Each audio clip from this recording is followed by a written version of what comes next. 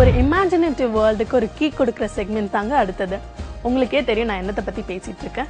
நம்ம handicraft segment தாங்க அடுத்தது. சரி வாங்க போய் பார்க்கலாம். கேப்டன் டிவி நேயர்களுக்கு வணக்கம். மகளிருக்காக நிகழ்ச்சியில் கிராஃப்ட் செக்மெண்ட்டில் இன்றைக்கி நம்ம பார்க்க போகிறது டிஷ்யூ ஹோல்டர். அதுக்கு என்னென்ன பொருள் தேவைன்னு பார்த்துடலாமா? Plywood, fabric colours, brush, chemical clay, come, scissor. இப்போ வந்து ப்ளைவுட்டோ கார்ட்போர்டோ எம்டிஎஃப் போர்டு எது வேணாலும் இதேமாரி டி ஷேப்பில் 2 கட்டிங்கும், அதாவது செவ்வகம் ஷேப்பில் இதேமாரி 3 கட்டிங்கும் நீங்கள் கட் பண்ணி எடுத்துக்கோங்க. இதை நம்ம இதில் டெக்கரேஷன்ஸ் பண்ணிவிட்டு அதுக்கப்புறம் நம்ம செட் பண்ண போகிறோம். அதாவது இது இப்படி நடுப்புற நம்ம செட் பண்ணிவிட்டு இங்கே நடுப்புற டிஷ்யூ ஹோல்டர்ஸ் வச்சுப்போம். இந்த இடத்துல ஒரு சின்ன பவுல் மாதிரி வச்சு நம்ம டூத் பீக்கும் வச்சுக்கலாம். இது ரொம்ப யூஸ்ஃபுல்லாக இருக்கும். நீங்கள் ஹோட்டல்ஸுக்கு, வீட்டில் டேபிளில் எல்லா இடத்துலையும் வச்சிங்கன்னா ரொம்ப டிஃப்ரெண்ட்டாக இருக்கும்.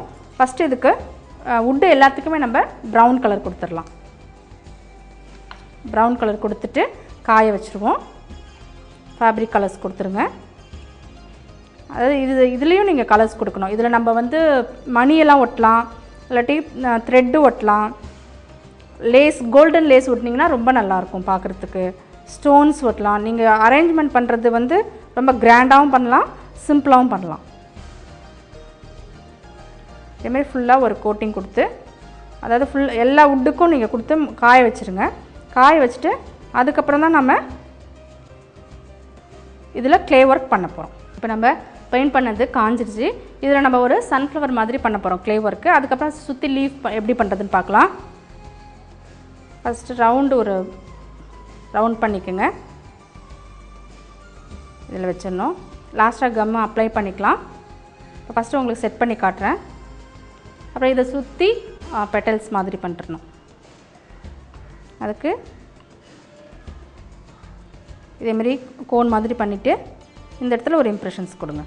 இதேமாரி உங்களுக்கு எத்தனை பெட்டல்ஸ் வேணுமோ இதை சுற்றி அப்படியே அரேஞ்ச் பண்ணிக்கலாம்.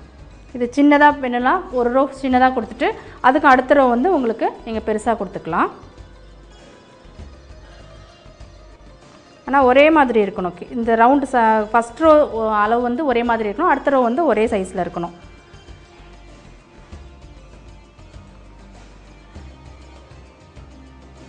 இந்தமாரி நிறையா செஞ்சுட்டு கூட நீங்கள் அரேஞ்ச் பண்ணிக்கலாம். அடுத்தது லீஃப் எப்படி பண்ணலான்னு பார்க்கலாம்.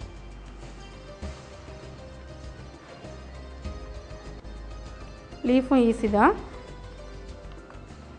எல்லாத்துக்கும் பேசிக் இந்த மெத்தட் தான். கோன் மாதிரி பண்ணிவிட்டு இப்படி இம்ப்ரெஷன்ஸ் கொடுங்க. கொடுத்துட்டு இதில் நம்ம லைன்ஸ் போட போகிறோம்.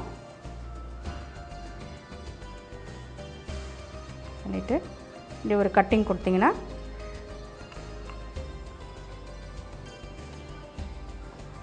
இப்போ இந்த இடத்த ஒரு பெண்ட் கொடுத்தீங்கன்னா லீஃப் வடிவம் வந்துடும். இதை நம்ம இப்படி சுற்றி இதில் ஒட்ட போகிறோம்.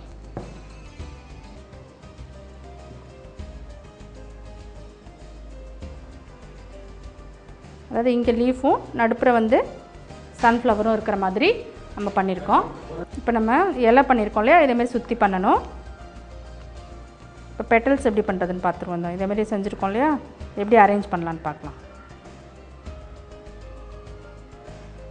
இப்படி சுற்றி கம் பண்ணிக்கோங்க.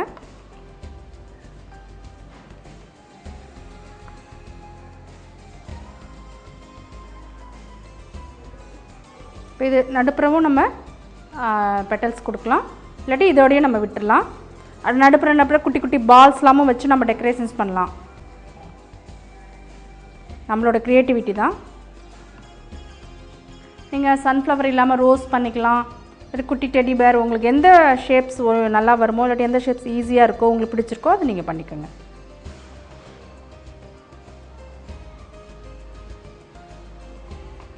இது வந்து காயணும். ஒரு 1/2 hour காய்ஞ்ச பிறகு நீங்கள் கலர் பண்ணினீங்கன்னா ரொம்ப அழகாக இருக்கும்.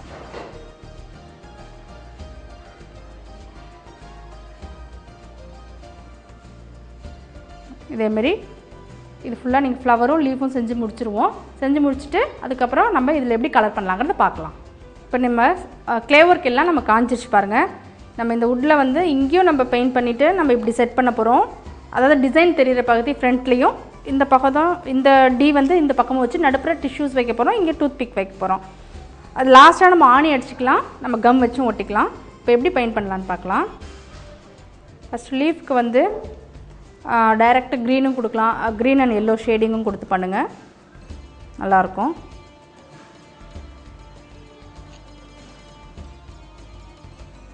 இதே மாதிரி எல்லா லீஃப்க்கும் ஃபஸ்ட்டு கொடுத்துருங்க.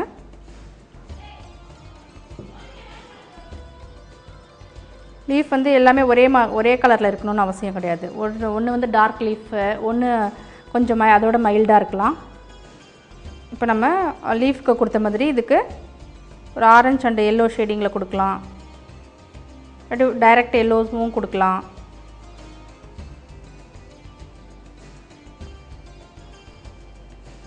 இதேமாதிரி ஃபுல்லாக கொடுத்துருங்க. இந்த ரவுண்டுக்கெலாம் நீங்கள் ஒயிட் கூட கொடுத்துக்கலாம், நல்லாயிருக்கும். சென்டர் பகுதிக்கு வந்து நீங்கள் ப்ரௌனோ பிளாக்கோ கொடுத்துக்கலாம். அதுக்கு முன்னாடி டாட்ஸும் வந்து நீங்கள் எல்லோ டாட்ஸோ ஒயிட் டாட்ஸோ கொடுத்துக்கலாம்.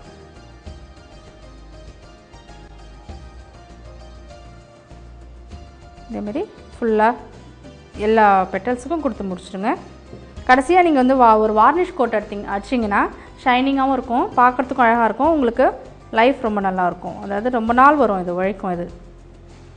இப்போ நம்ம எல்லாமே பெயிண்ட் பண்ணி முடிச்சிட்டோம் பாருங்கள். லாஸ்ட்டாக இதுக்கு வந்து நீங்கள் வார்னிஷ் கோட் அடிக்கலாம். மேலே வந்து மணிகள் ஒட்டலாம், லேஸ் ஒட்டலாம், எது வேணாலும் நீங்கள் செஞ்சுக்கலாம். இதுக்கும் நீங்கள் ப்ரௌன் வச்சுட்டு இப்படி ஒட்டணும். இந்த பக்கமும் இந்த இன்னொரு டியை வந்து இந்த பக்கமும் ஒட்டணும். ஒட்டினாக்கா உங்களுக்கு அழகான இதேமாரி டிஷ்யூ ஹோல்டர் வந்து ரெடி ஆகிடும். இதில் நீங்கள் டிஷ்யூஸ் வச்சுக்கலாம். இந்த ஒரு பாட்டிலில் வந்து இதேமாரி நீங்கள் டூத்பிக் போட்டுக்கலாம். இது உங்களோட டைனிங் டேபிளெலாம் வச்சா பார்க்குறதுக்கு ரொம்ப அழகாக இருக்கும். கிஃப்ட் பண்ணுறதுக்கு ரொம்ப யூஸ்ஃபுல்லான ஐட்டம் இது. இன்றைக்கி மகளிருக்காக நிகழ்ச்சியில் ஒரு டிஷ்யூ ஹோல்டர் எப்படி பண்ணுங்கிறத பார்த்தோம். நீங்கள் எல்லோரும் வீட்டில் ட்ரை பண்ணி பாருங்கள், உங்களுக்கு ரொம்ப யூஸ்ஃபுல்லாக இருக்கும்னு நினைக்கிறேன். மீண்டும் அடுத்த நிகழ்ச்சியில் வேறொரு கிராஃப்டன் சந்திக்கிறேன். உங்களிடமிருந்து விடைபெறுவது சுதா செல்வகுமார்.